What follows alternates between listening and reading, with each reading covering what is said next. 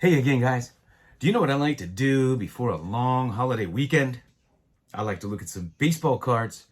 I have a special thank you to send out first and foremost.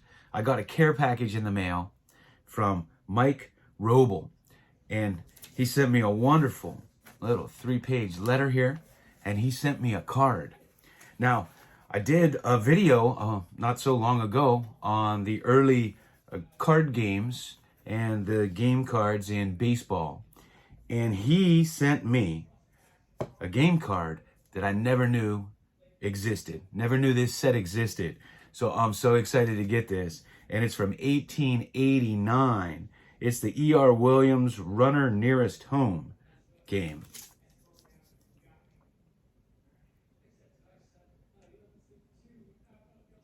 I thought I knew all the early game cards, but apparently I did not. Wonder how many more are out there. Now, on the reverse side of this card has a player depicted. Now, at first glance, I thought that's Dan Brothers, right? Has a big body, black hat, mustache, but Dan Brothers was a lefty, and this guy's batting right-handed. So, I would think for a game card back in this era, this is either a generic player, who represents the look of all the players back then, or it's possible it's Cap Anson, who also had a black cap, that big mustache, and he batted right-handed.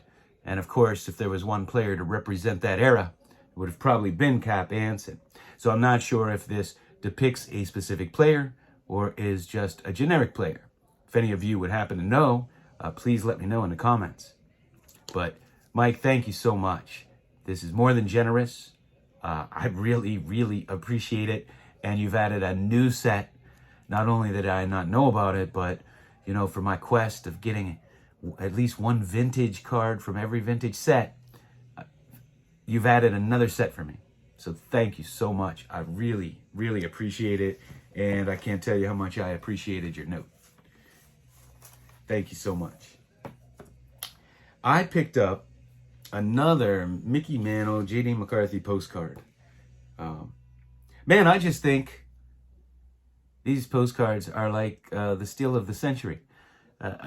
It was just so cheap and in such good condition. I have one, but I had to get another one. These J.D. McCarthy postcards. I mean, it's just in fantastic condition. You know, these are playing day postcards, and you can still get these very, very cheap. An alternative for those of you who may want playing day mantles and can't afford the cards or don't want to pay that much for the cards. But this is a great one. Just love it. They have the one batting from the other side too. And I've shown you those I wanted to, I had this in my collection from the time I was little. And I think I got it from somebody else, either through flipping or I don't even know how I got it, but it's this 1976 card, and you could see that it's oversized a little bit. It's higher, and it's cut, and it was rough. And of course, storing it with my other cards got, it was higher, so it was always standing above the cards. And I was never quite sure, you know, if I never really thought much about it. I wasn't sure if I pulled this from a pack myself, and if it came out of the pack like this. But what I believe, and I just want to let you guys know in case you ever come across these from the 70s. I know they started, I think in 1975. That was just the ghost in my room that closed my door there. He does that every once in a while when he's not playing ball and hitting orbs around. But what was I saying? So I know it, like, I think they started in 1975 and went till, I think, maybe 1980. There was a magazine called Dynamite Magazine, and I used to get it because in there they would have sheets of Topps cards, and they were like uncut sheets. And so they were essentially cutout cards, and you really don't see them too often. I have an uncut sheet from 78, just to represent a Dynamite uncut sheet. But I remember, you know, I recall them coming sometimes just a couple of cards, And I've seen the sheets where there are maybe 6 cards, but they would be inserted in the magazine. They would be attached in the middle of the magazine somewhere. I forget exactly whereabouts, but they were cutout cards. And so if you ever see one of these from that time era, that time period, chances are it was in a Dynamite magazine and somebody cut it. And I just simply never see a graded copies that says it came from Dynamite magazine or hand cut for these years. So I don't know. I don't know if grading companies aren't grading them because they're maybe called trimmed. They think they're trimmed or what. But these were definitely legitimate cards. And like I said, cutouts from Dynamite magazine. I don't remember the 75s back in the day, but I do remember the later ones. I think 1977 is where they started to get more prevalent. And, that Mickey Mantle, I just, I'm going to start an organization. I'm going to start an organization to save the top loaders. Those of you who sell cards, why are you still using Scotch tape? This is ridiculous in this day and age. But I get it. You take a perfectly brand new, shiny top loader and you put Scotch tape all over it and it goes in the trash. And how many millions of those do we throw away every year? I mean, what are we trying to do? Promote the companies that sell those top loaders? Come on, guys. Stop using Scotch tape. You don't have to use tape at all. But if you are going to, stop using Scotch tape. I can't tell you how many times I had it stick to a card, too. I averted a few disasters with Scotch tape. Because sometimes they're just packaged so tightly, it's so hard to get cards out of there without... you got to just be extra careful sometimes. That's my PSA. Save the top loaders, baby. All right. I don't think anybody in history had a better opening day than this guy. And man, he looks like a promising catcher for the Orioles. What an opening day. I had to grab some of his cards. Here's the Bowman's First.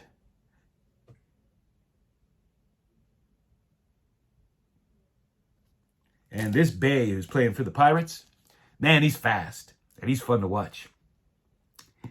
And did you ever do this? I just grabbed this card. It's like a $1 card. But then I discovered they had an autograph version. So after I ordered this, of course, I had to get the autograph version. So you got the Heritage Minor League card here of Bay.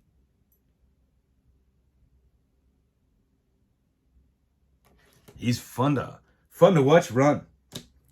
And somebody threw in this Castro rookie card for me.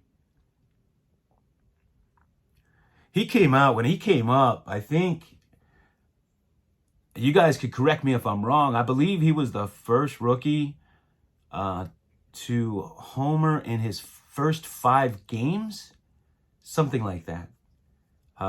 He came up with a big splash. He'll never live up to that. And I got this O'Neill Cruz Topps Now, numbered to 49.